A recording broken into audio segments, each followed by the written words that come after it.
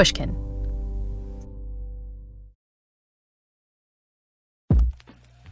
You should never do anything in front of a live mic because I'm already recording it. Wait, weren't you supposed to tell me when you started recording? No. I've started recording. Okay. One of the most fun things about hosting this podcast is that I get to share stuff that I absolutely love with my listeners. I, of course, get to tell you about all my favorite findings from psychology and cognitive science on how we can all feel happier. But I also get to tell you about other topics that I adore, academic subjects that go beyond the science of well-being, especially in this new Happiness Lessons of the Ancients series. I get to share stories about my favorite thinkers and the insights that I've learned from reading all their classic texts. But this series means that I also get to introduce you to some of the people that I love too. So we have for the podcast, just say your name and your title. I am Associate Professor of Literature at MIT. And your name is? Stephanie Frampton. Good. This is my friend Stephanie. Stephanie and I met over a decade ago when she first started dating a friend of mine.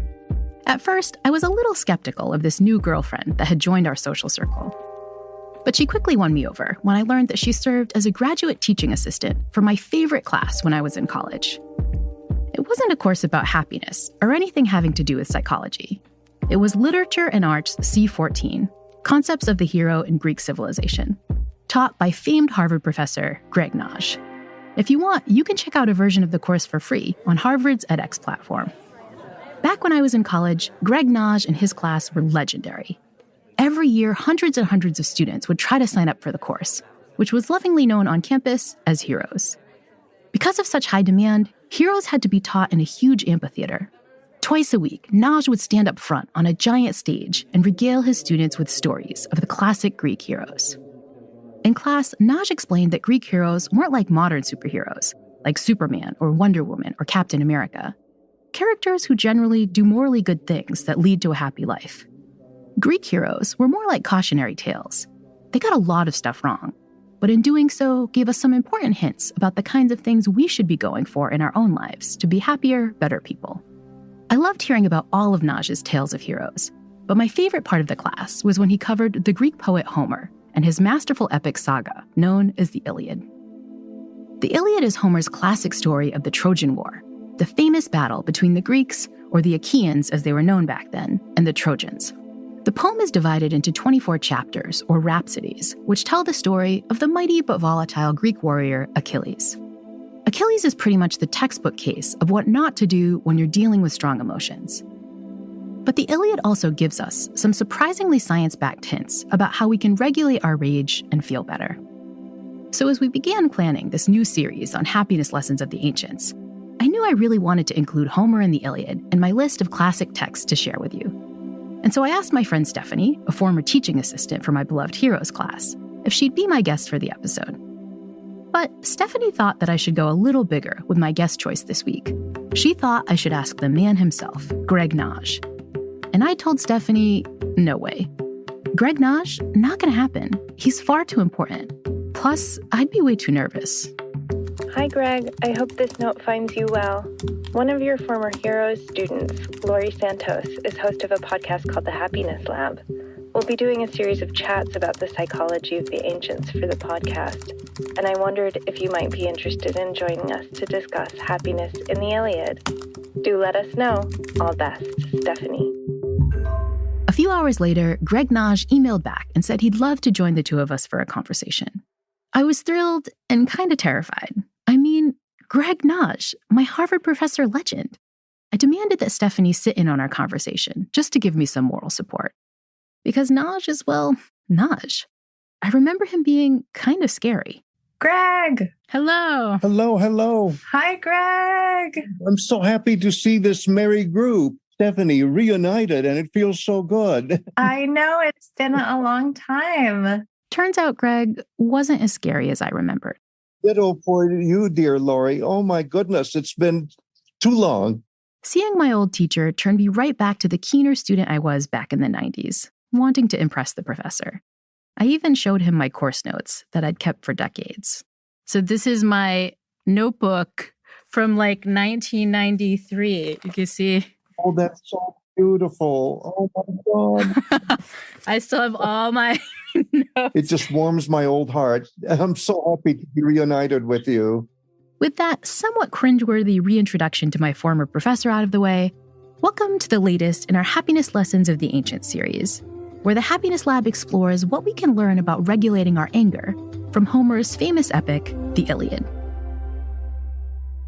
I wanted Naj to begin by explaining the ways that Greek heroes differ from the sorts of all-powerful Marvel-type superstars that we know in modern times. What I think is most interestingly different about ancient Greek heroes is that we expect a hero to be 100% admirable. But actually, there's that, I'm going to make up this percentage, there's 5% or 10%, sometimes even more, in the hero's behavior, whether it's a he or a she, that is so shockingly bad, so shockingly dysfunctional, that you say to yourself, as a modern or postmodern, how can I admire somebody like that?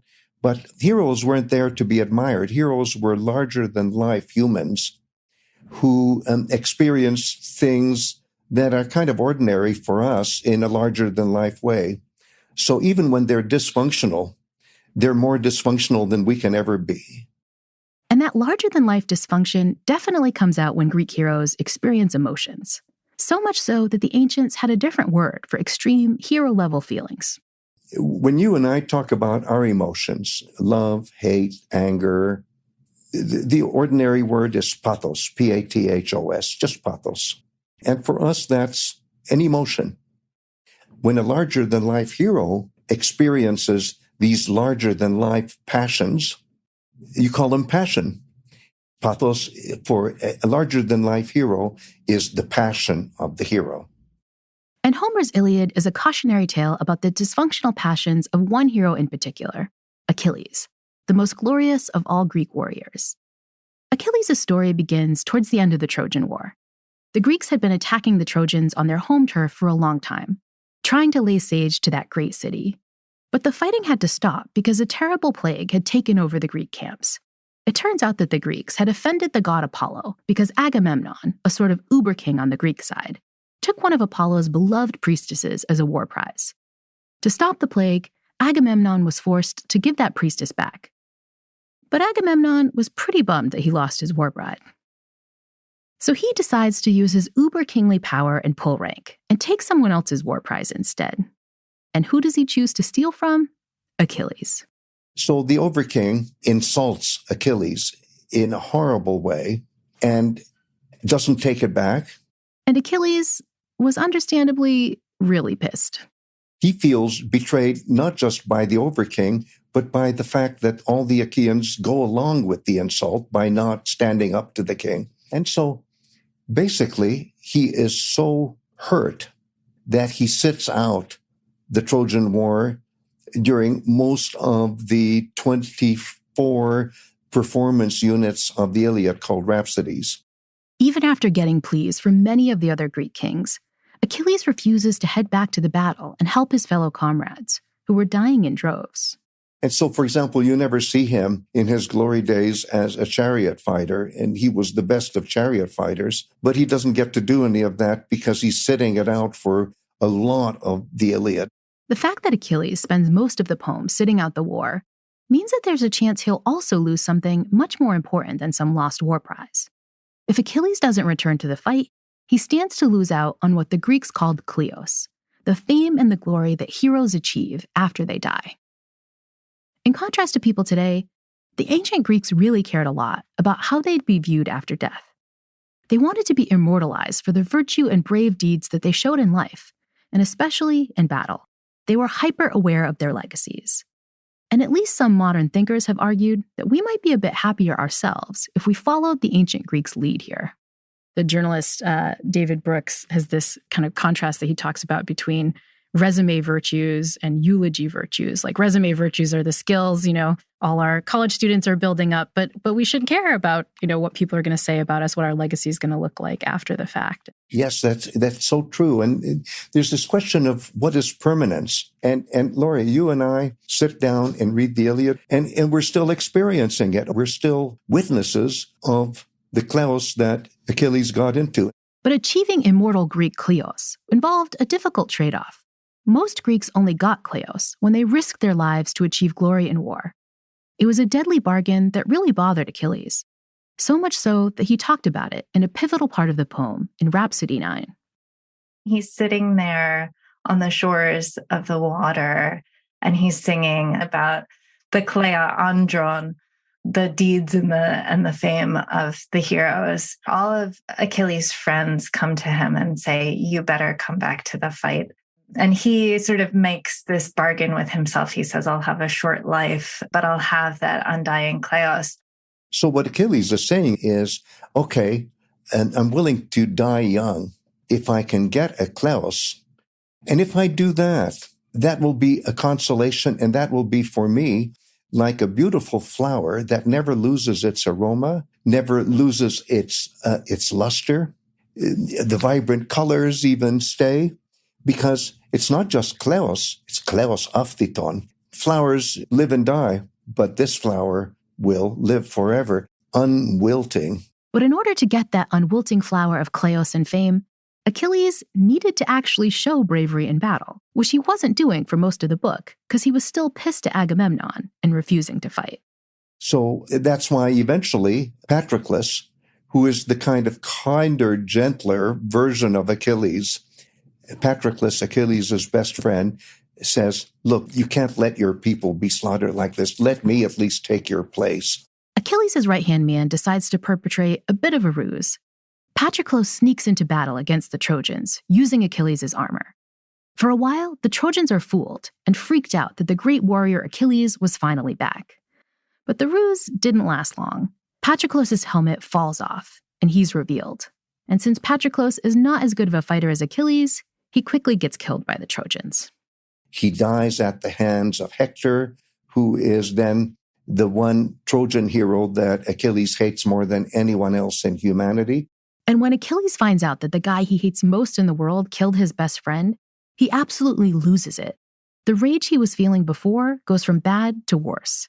Achilles doesn't just go back into battle. He goes full-on berserker on the Trojans. He tracks down his mortal enemy Hector and kills him on the spot. But he doesn't stop there. His anger causes him to go off the moral deep end. He attaches Hector's dead body to the back of his chariot and drags him around the walls of the city, in front of Hector's entire family. He wants to mutilate the corpse of Hector, and the cruelty he inflicts, which includes things like executing prisoners of war, slaughtering enemy without mercy. And then, Laurie, this is the worst part. After the slaughter is over, and he and his men come back to the headquarters, there's going to be a feast. And he says, don't bother washing up. So he thinks that his own men can just start eating while they haven't washed off the human blood. Achilles' rage meant that he was violating all known standards of virtue and decorum. His extreme anger meant that he was yet again on the verge of losing his kleos, of being remembered not for his bravery and virtue, but for his wrath and debauchery. And then the question is, how does the Iliad resolve all this anger, all this hatred? When we get back from the break, we'll see that the answer involves understanding how anger actually works psychologically, so that we can successfully regulate it during times of frustration and rage. To help us down that path, we'll meet a psychologist who will explain how strong emotions operate. She'll share some evidence-based tips we can use to deal with anger, strategies that we'll see the great Greek heroes use to control their own passions, and ones that can help us out when we're having a frustrating day too. The Happiness Lab will be right back.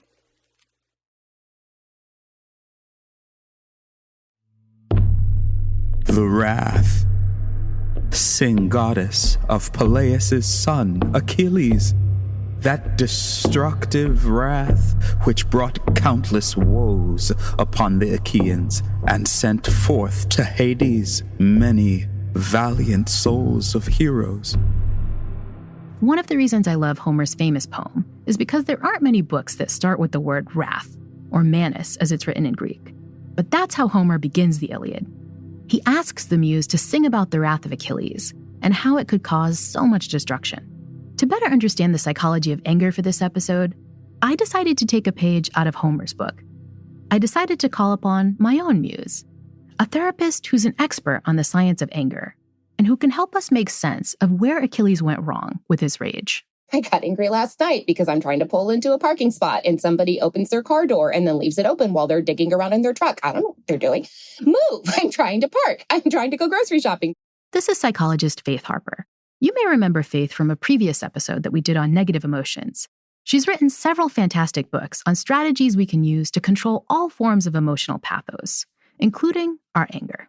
It just feels like there's this idea of how things should be. And when people break the contract, we get mad. Anything that doesn't align with how we expect the world to work can create these feelings of distress, but this need for movement to create change.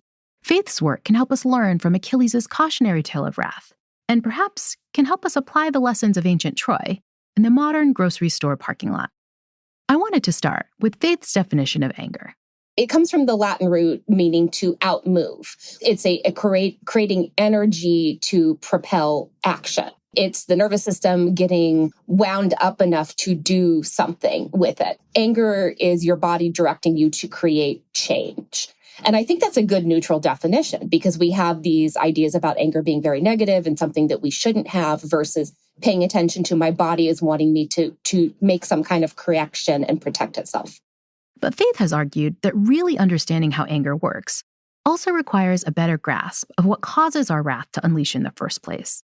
So Faith has come up with a handy acronym, AHEN, A-H-E-N, that she uses with her patients to help them understand the kinds of things that tend to piss people off. The A stands for anger. And the idea is it comes from 1, 2, or 3 of the following variables, which is H, hurt, E, expectations not met, or N, needs not met, or any combination thereof. And so unpacking it very simply, were your feelings hurt? Are you angry at your partner because they were supposed to be home for dinner and you had planned a nice dinner and then they had gone out drinking after work and whoopsie daisy? You're hurt. Your anger is coming from being very hurt by somebody and wanting, and your body reacting in a way to express that. Did you have an expectation for them to show up? It's a really good and simple tool for parsing out what's the underlying emotion. But that helps us figure out our patterns of responses. Faith's AHEN acronym seems to fit Achilles' situation perfectly.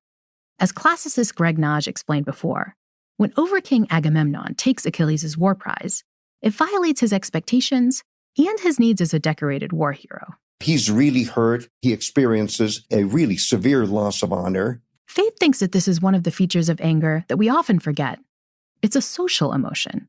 Anger happens not just in life or death situations, but when we feel like we're not getting what we need from the people around us.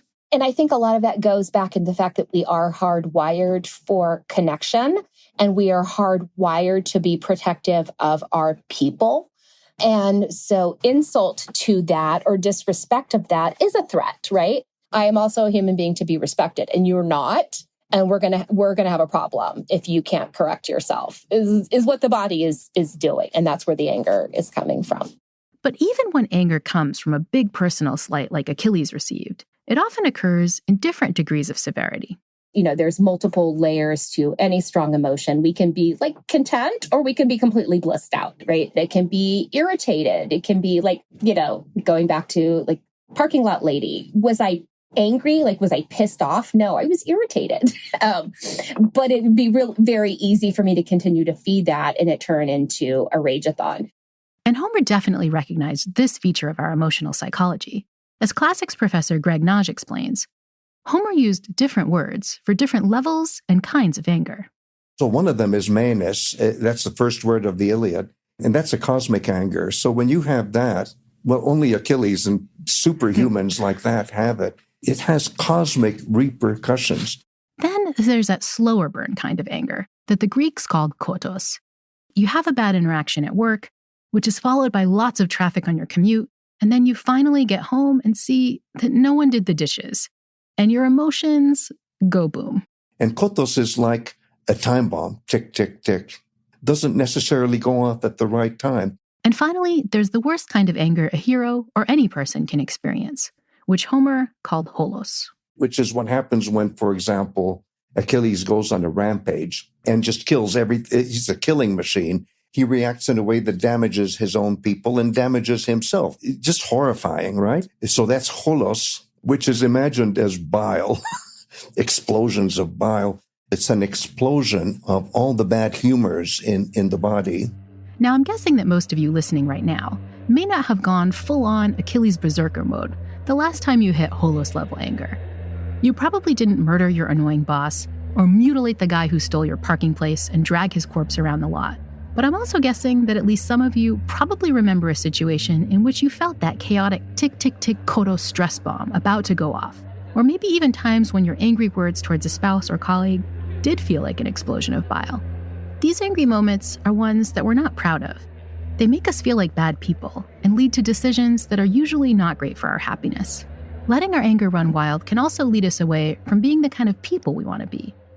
So what does the science say about how we can control our pathos before the bile and kotos bombs go off? And what, if anything, can we learn from the ancients about how to do better? Achilles goes into a rage and does all sorts of morally questionable things that we should be shocked about. And then the question is, how does a person like that ever achieve a happy ending? We'll hear the answer when the Happiness Lab returns from the break.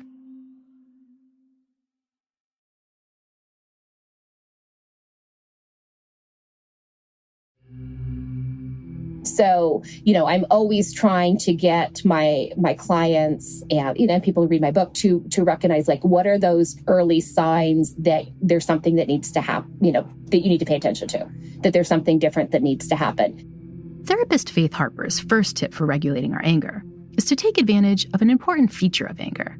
Like many emotions, it often takes place in degrees. When we experience a small violation of our needs or expectations, we usually don't jump into full, holus bile explosion mode. And that means we have a chance to do something that Greek hero Achilles failed to. We can nip our frustration in the bud before an anger bomb goes off. Because once we're in this full-blown, big emotions, it's far harder to control. Anybody who has, just like seen red anger can attest to that. We can attest to that. And the path to noticing that negative sense early on involves a practice we talk about a lot on the Happiness Lab. We need to be mindful of how an emotion like anger feels in our bodies. And so paying attention to those early warning signs of I've noticed that my jaw gets tight, or I notice that my shoulders go up, seeing like a body difference. I'm like, okay, so something's going on with your body. What's going on right now? And, really trying to pay attention to it somatically so we can attend to what needs to be attended to before it gets into a full-blown rage fit. Because anybody who has tried to calm themselves down in a full-blown rage fit knows that it's nigh impossible, and you just kind of have to let it wear itself out. We also need to notice whether the emotion we're dealing with is truly anger alone, or whether other negative feelings are part of the emotional mix.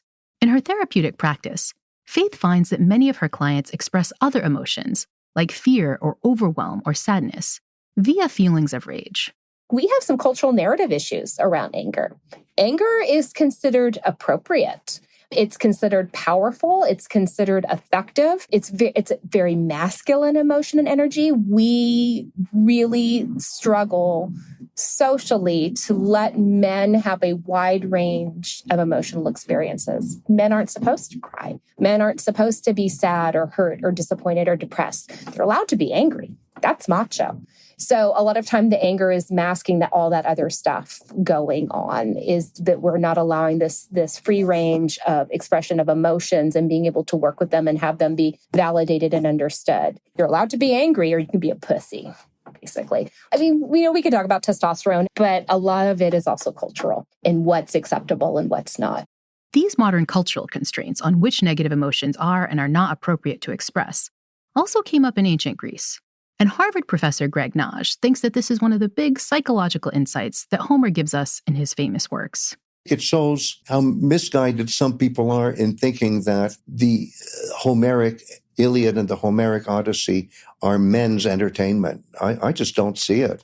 Achilles was pissed when Agamemnon took his war prize, but he only really hit holos-level, bile-spewing anger when he experienced extreme grief, when he learned of the death of the person he cared about most. And that's Patroclus, his best friend, who is his alter ego, his other self. They're that close. Achilles winds up expressing the pain that comes with losing his dear friend as rage. To control that anger, Achilles really needed to do what Faith Harper suggested.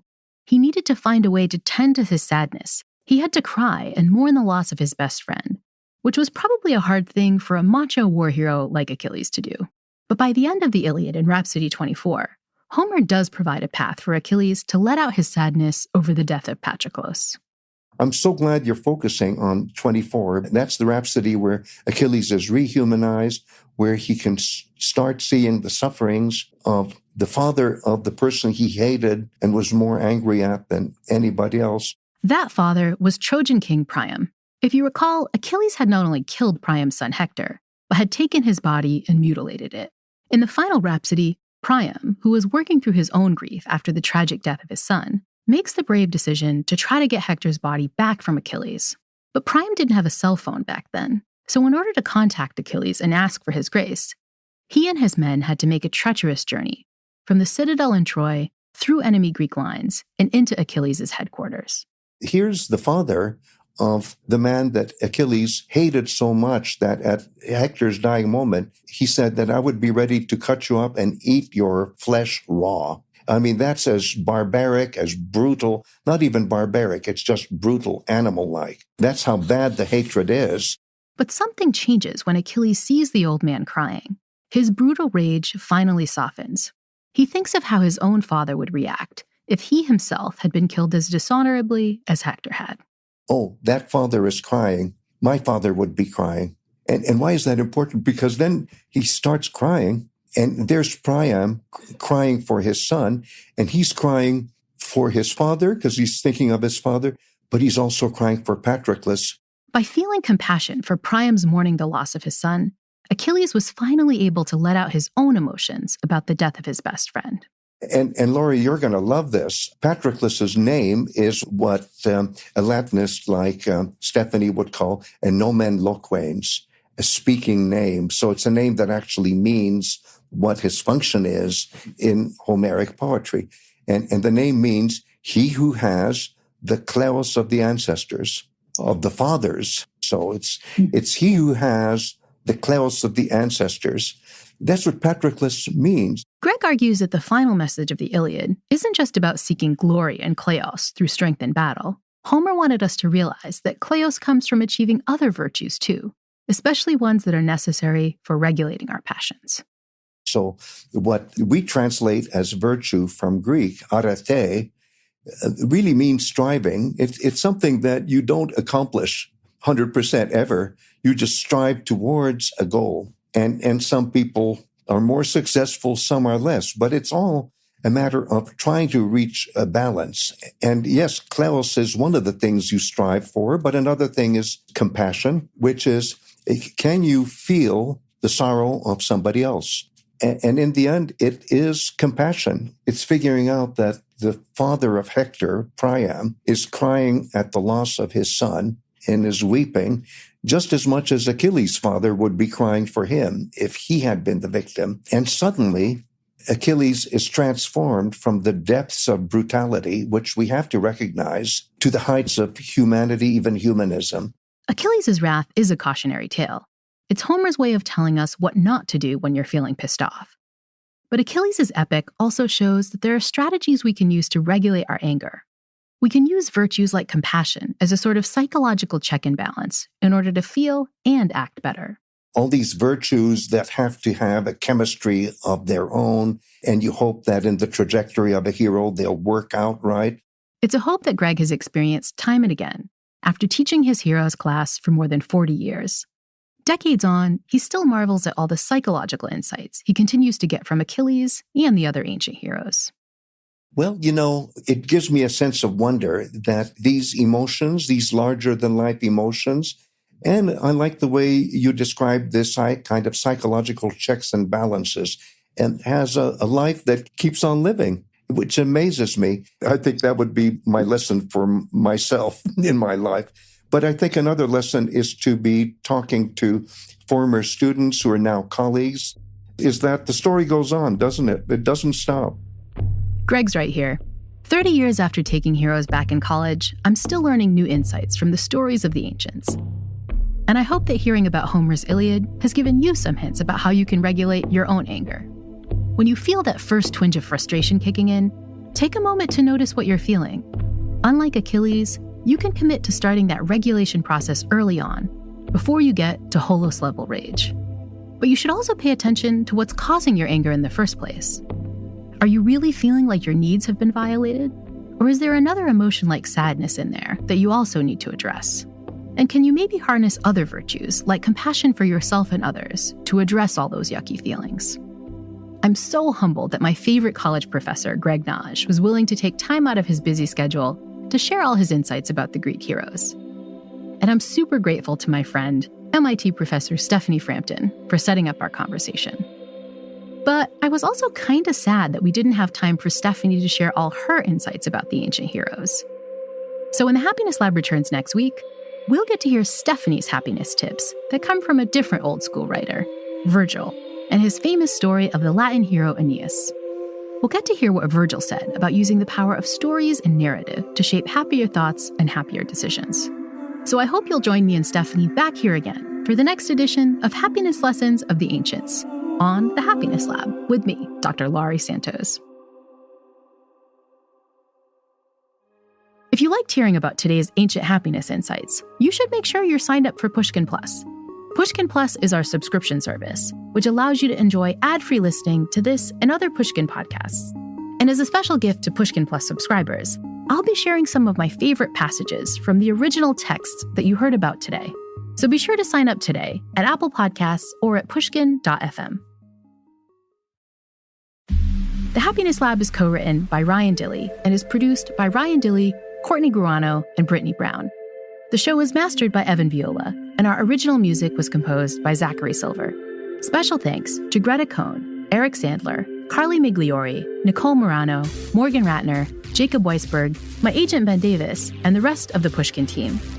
The Happiness Lab is brought to you by Pushkin Industries and by me, Dr. Laurie Santos.